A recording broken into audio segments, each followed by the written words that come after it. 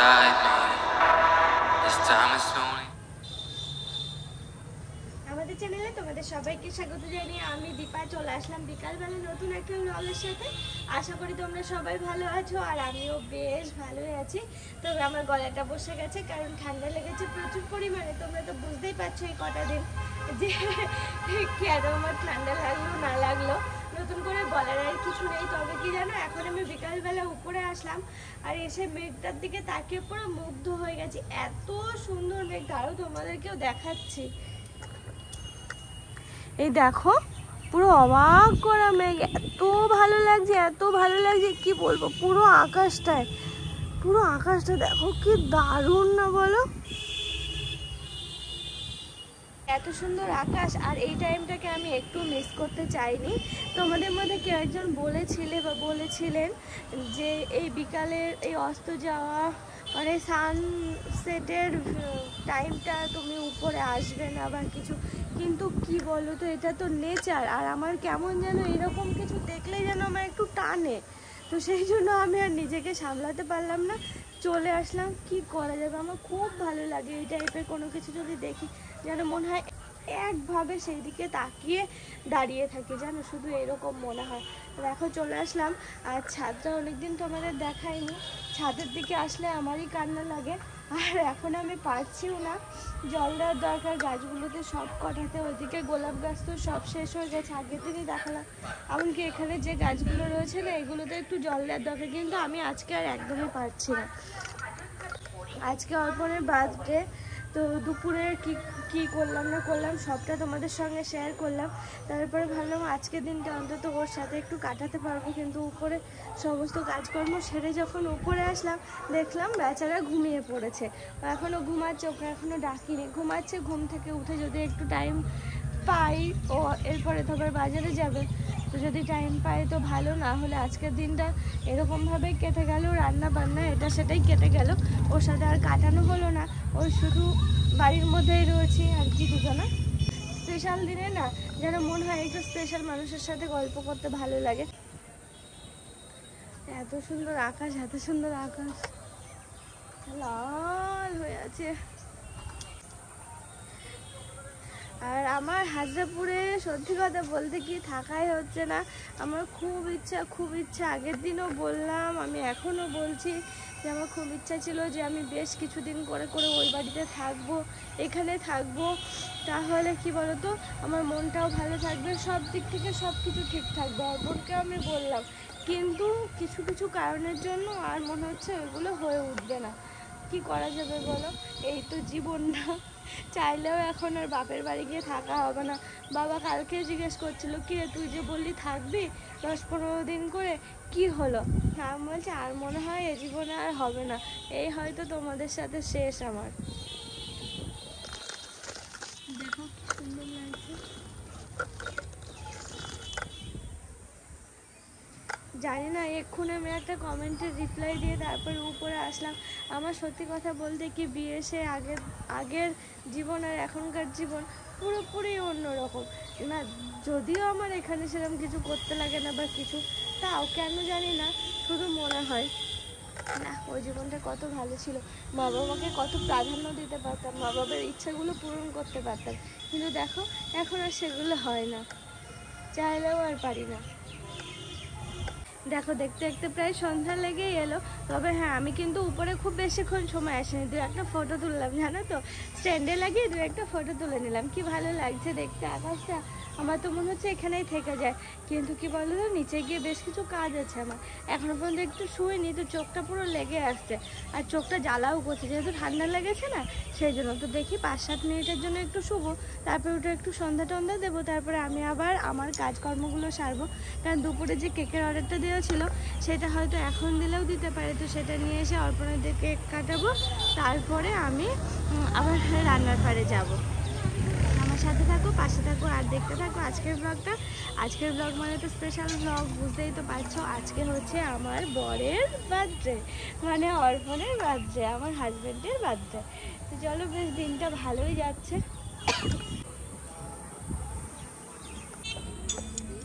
দেখো না, এই একটা গাছ, এটা হচ্ছে সেগুন গাছ। সেগুন গাছে ফুল হয়েছে, এত সুন্দর লাগছে দেখতে। আমি কত দূর থেকে দেখছি, পুরো থোকো থোকো ফুল হয়ে আছে, দারুণ লাগছে গো দেখতে। আর দেখো চার সাইডটা কি সুন্দর লাগছে না বলো? দেখেছো, আমি অনেকটা জুম করে তোমাদেরকে দেখালাম, কিন্তু কতটা সুন্দর ফুল। সে যে গাছের ফুলই হোক না কেন, আর যে ফুলই হোক না কেন, এত অপূর্ব লাগে না দেখতে। আরে দেখো, দিনের চাঁদ দেখতে নেই, তবে কি বলো তো, চাঁদ উঠেছে, চোখ তো ওদিকে যাবে, তো আমি একা দেখবো কেন, তোমাদেরকেও দেখিয়ে দিলাম। এটা একটু দুষ্টুমি করলাম তোমাদের সাথে। চলো, ওদিকে আবার সন্ধ্যা হয়ে আসছে, এবার আস্তে আস্তে যাওয়া যাক নিচের দিকে। তোমরা আমার কথা বুঝতে পারছো তো? আমি তো নাকে নাকে হয়ে যাচ্ছে কথা, জানি না তোমরা বুঝতে পারছো কি। দেখো, পুরো জামা কাপড় একদম ভর্তি, এই দড়ি দুটো দড়ি এরকম পুরো ওই পর্যন্ত ভর্তি, আবার এ পর্যন্ত। আমি কালকে কেচে রেখে তারপরে গেছিলাম, তো যে শুকিয়েছিল না, তো এখন না শুকিয়ে গেছে। তোমরা হয়তো আমার আগের ভ্লগটা দেখেছো, দুপুরবেলা আমি আজকে অর্পণের জন্য রান্না করেছিলাম একটু বিরিয়ানি, মাটন বিরিয়ানি আর পায়েসও রান্না করেছিলাম। হ্যাঁ, তোমরাই একজন কমেন্ট করে বলেছিলে যে দীপা, পায়েসটা মায়ের দিয়ে রান্না করাবে, কারণ মায়ের আশীর্বাদ অনেক বড়। সেটা তো আমি জানি, কিন্তু কি বলো তো, এখানে তো আমার কোনো কথা বলাই উচিত না, তাও আর কি বলবো, তোমরাই বুঝে নিও। যাই হোক, আমি তো আর জোর করে করতে যাইনি যে দাও আমি করব, আমি ওর বউ, এরকম কোনো সময়ের জন্যই আমি করি না। এখন আমি সন্ধ্যাটা দিচ্ছি, যেহেতু সন্ধ্যা লেগে গেছে, তো ওই উপরে একটু ধূপ ধুনো দিয়ে নিই আর কি। ওই দিলে কি বলো তো, জানি না কেন মনটাও একটু শান্ত লাগে। আগে বিয়ের পর দেওয়া হতো না, তারপর থেকে শুরু করেছি বেশ কিছুদিন হলো। এখন উপরে তুলসী গাছ আছে, একটু ধূপ ধুনো দিই। আর এখন এই দেখো, এই ঘরে আসলাম, এই ঘরে এসে কি বলতো, ওই বার্থডের সমস্ত জিনিসপত্র আমার এখানেই রাখা থাকে, একটু বেলুন, একটু এটা সেটা, ওই সব কিছু, তো সেগুলো আর কি বার করলাম। বার করে দেখো নিজে একটু রেডি হয়ে নিলাম। দেখো কেমন গরম, ছোড়াটা মরে গেল। ছবি দেখেছো? কিসের? ছবিটা ভালো আছে? হ্যাঁ, ফ্লিপকার্টে দেখুন না, দেখো ভালো একটু। দেখো, আমার দেখতে দেখতে 3টে বছর হয়ে গেল ওখানে আমার বিয়ে হয়েছে, কিন্তু আমি এখনও পর্যন্ত একা একা আমি বাজারে সেরকম যাই না। তবে ওই যে সকালবেলা ভাইকে পেয়ে গেছিলাম, ভাইয়ের সাথে একটু বাজার থেকে সমস্ত বাজার টাজার করে নিয়ে এসেছিলাম, ওই একটু সুবিধা হয়েছিল। দুপুরের যে বিরিয়ানি রান্না করেছিলাম, ওই সব মাংসের পেঁয়াজ রসুন আদা ও সমস্ত কিছু আর কি কিনে কাটে সমস্ত কিছু নিয়ে এসেছিলাম, আর কেকটাও অর্ডার দিয়ে এসেছিলাম। আর ভাই এখন সেই কেকটা নিয়ে আসলো। সিলভারটাও নেই, বেলুন খোলাই না, এটাও আমি সিলভার চেয়েছি, এই মাল দিয়েছি। এ ভগবান, সাদা দিয়ে দিয়েছে। সিলভার হয়ে চকচক চকচক করে দেখতে ভালো লাগে, আমি তাই ভাবলাম করেছি। যাক, আমার অর্পণের বার্থডে কেক চলে এসেছে, ভাই নিয়ে আসলো, ক্যান্ডেল এসেছে, বেলুন এসেছে। বেলুন তখন আমি ওই ঘরে খুঁজতে গেলাম না, পেলাম না। আর দাঁড়ো, বেলুন খোলানোর আছে তো। সিলভারটা হলে ভালো হতো। সিলভার ছিল, তুমি দেখেছিলে? ওই বললো, তাহলে ওরা ভুল করে দিয়ে দিয়েছে। আর এই যে একজন গরমে মরে যাচ্ছে, ওই দেখো এসির কানেকশনটা কি একটা কোনো একটা ফল্ট হয়েছে, হচ্ছে না, এসি চলছে না, জামা পরে বন্ধ করে দিয়েছে। জানো তো, আজকে অর্পণের মুডটা খুব ভালো আছে, বুঝতে পারছি কেন জানি না। দুপুরে বিরিয়ানি রান্না করে খাইয়েছে বলে এত আনন্দে আছে কিনা জানি না, এমন এমন কথা বলছে, হাসতে হাসতে তো পেট ব্যথা হয়ে যাচ্ছে জানো। তো দেখছি যে ও আমাদের হাতে হাতে কাজ করতে শুরু করে দিয়েছে। ও হচ্ছে বার্থডে বয়, তাও দেখছি নিজের জন্মদিনে নিজেই বেলুন ফোলানো শুরু করে দিয়েছে। ও আর বসে থাকতে পারলো না। তারপরে এই দেখো, আমরা এখন বেশি বেলুন ফোলাতে কিছুতেই দিল না, বললো ওতেই হবে ওতেই হবে। 2-1টা যে ফোলানো হয়েছে বলছে ওতেই হবে ওতেই হবে। তাও তো ওই কটা বেলুন ফোলাতে পেরেছি। ফেরে আবার ওখানে একটু সেট করলাম, আর এই যে হ্যাপি বার্থডে লেখাটা, এটাও একটু সেট করব। আমি শুধু বসে আছি আর এরা সবাই কাজ করতে। এই যে কেক 700 টাকা দাম নিয়েছে, দামটা বড্ড বেশি। একটুখানি একটা কেক 700 টাকা। চুনা লাগা দিয়া, এর থেকে মাদার শার্ট থেকে নিলে ভালো হতো। ওরা এত ডিজাইন করে দিত না, ওই চকলেট কেক এমনি ওদের পাতিটা দিয়ে দিত। ডিজাইনটা কত সুন্দর লাগছে, আমার খুব ভালো পছন্দ হয়েছে। দামটাও তো ভালো।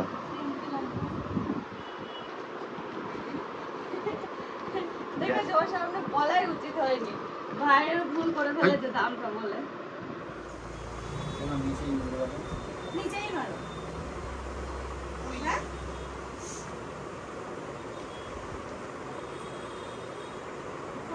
দেখা যাবে নিচে ও পুরো দেখা যাবে না, ওই হ্যাপিটা আমরা দেখা গেলে হবে, দিকে দেখা গেলে হবে, বাঁচতে হবে। Happy day. না না তুমি একটু নিচে করো। ওই বললাম না ও আজকে খুব হ্যাপি আছে, তো সত্যি সত্যি ও হ্যাপি আছে। এরকম ধৈর্য ওর কোনো দিনই থাকে না। যদি কোনো একটা কাজ করি সব সময়ের জন্য তাড়া দেয়, এই তাড়াতাড়ি করো, আমি থাকতে পারছি না, এ পাচ্ছি না। কিন্তু আজকে দিব্যি কোনো ব্যাপারই না, বেশ ভালো ছেলে হয়ে কিন্তু এখানে চুপটি করে বসেও আছে। আর কখন কেক কাটবে পুরো বাচ্চাদের মতো করছে। এই দেখো জন্মদিনের ডেকোরেশন কমপ্লিট। এর তো আর সহ্য হচ্ছে না, কখন থেকে কেকটা সামনের উপরে নিয়ে বসে আছে দেখো। আর দেখো কেকটা কি সুন্দর লাগছে। আমি আর ভাই দুজন পছন্দ করে গিয়ে পছন্দ করে দিয়ে এসেছিলাম।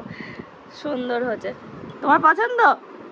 দাম বেশি, খুব দাম। কোথায় দাম বেশি হয়েছে? কি ভুল করেছি আমরা দামটা বলে? আমাদের সত্যি আগে কোন জায়গায় দেবো এই ছেলের মধ্যে এখন আবার এমন একটা কিছু উঠেছে ছেলেরা, এমন কিছু একটা স্মাইল, এমন কিছু একটা উঠেছে। মুখটা দেখো কেমন করে আছে, ইনোসেন্ট ছেলে। এ না পুনো ভালোই লাগছে, একদম সিম্পলের মধ্যে। দেখো তোমরা বলো ভালো লাগছে না বলো? বেলুন কম্বিনেশনটা, তারপরে হ্যাপি বার্থডে লেখা, প্লাস ওকে বললাম অন্য কালারের ড্রেস পরতে, ও পরলো না, কিন্তু বেশ ভালোই লাগছে। শুডাই এবার মজাটা টের পাবে, ফ্যানটা বন্ধ করা হচ্ছে। শুডাই কন্টিনিউ। দেখো এটা আর সহ্য হচ্ছে না, কি লাগিয়েছে কেকটা দেখার পথে। বাচ্চারা যেমন করে, তোমরা দেখো না বাচ্চারা সে কেক নিয়ে যেমন করে, একদম উল্টো হয়ে যাচ্ছে। অর্পণ উল্টো হয়ে যাচ্ছে। দীপিকা আসছিস না? এই এদিক সরাই, এখানে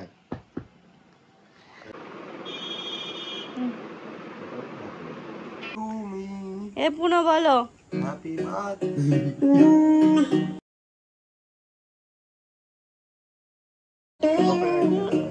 happy birthday to you, happy birthday to অর্পণ।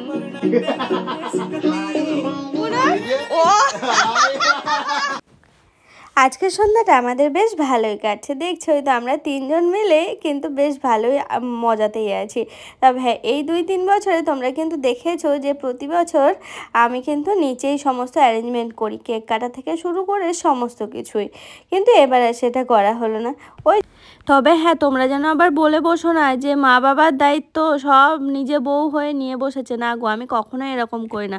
বাবা মার জায়গায় বাবা মাকেই রাখি, আর আমার জায়গায় আমাকেই রাখি, কারণ আমি জানি যে বাবা মার অধিকার সন্তানের উপর সবার আগে। তো সেই জায়গাটা আমি রেখে কিন্তু মানে চলাফেরা করার চেষ্টা করি আর কি। তো দেখো আমার যেটুকু দায়িত্ব কর্তব্য আছে আমি সেটুকু করার চেষ্টা করছি। এই যদি কেকটা না কাটা হতো বা আমি যদি দুপুরের সমস্ত রান্নাবান্না না করতাম, অর্পণ যতই মুখ দিয়ে বলুক না কিছু করতে হবে না, কিন্তু ওর মনের মধ্যে একটা কষ্ট থেকেই যেত। কিন্তু সেই জায়গাটা তো পূরণ করার দায়িত্ব আমার, বলো, যেহেতু আমি এখন ওর লাইফে এসে পৌঁছেছি।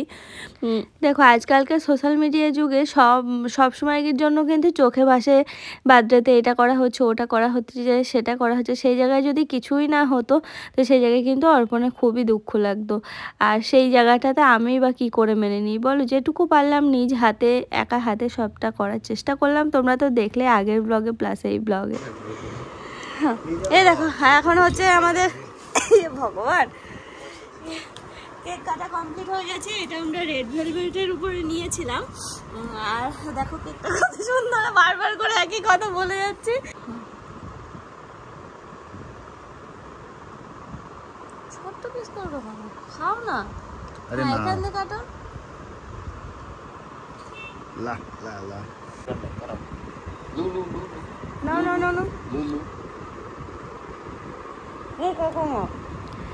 আর দেখো সবশেষে একটা কথাই বলবো যে আজকে সন্ধ্যাটা কিন্তু আমাদের বেশ ভালো কাটলো।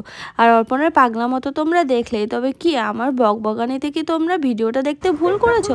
না না, আর একবার দেখে নাও। খুব সুন্দর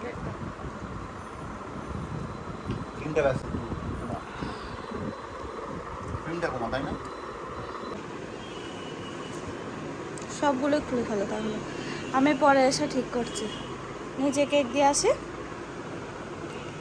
হ্যাঁ উপরে আসার আশা করছো? হ্যাঁ না, এই শাড়িটা চেঞ্জ করতে আসবো, এখন ওই কেকটা দিয়ে আসি। ও না, ফ্রিজে রাখবো, কালকে একবার কাছে খেয়ে যাও। ওই দাঁড়াও আগে শুনে নি। ধর মারলাম, নিচে গিয়ে দিয়ে আসি।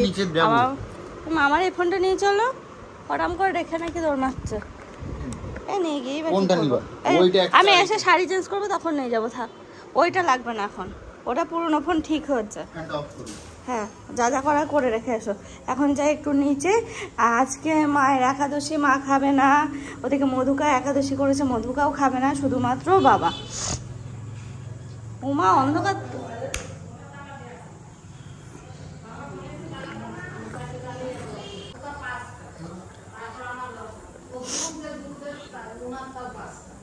কে আছে?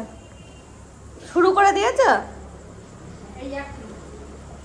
কই মধুকা আসেনি আজকে?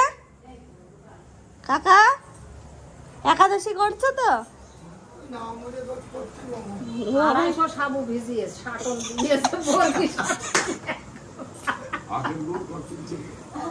কলা দিয়ে মেখেছো তো? চুল টুল উস্কো খুস্কো, চুল কে আছড়াতে রে? আজকে আছড়াতে নেই মা? বলে শ্রাদ্ধ হচ্ছে, একবার বলে না মরে বেঁচে।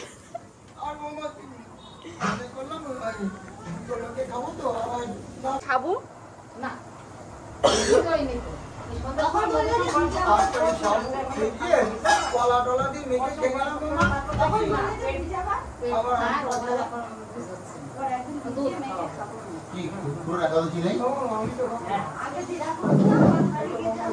বাড়িতে কাটবেন বাড়িতে কাটবেন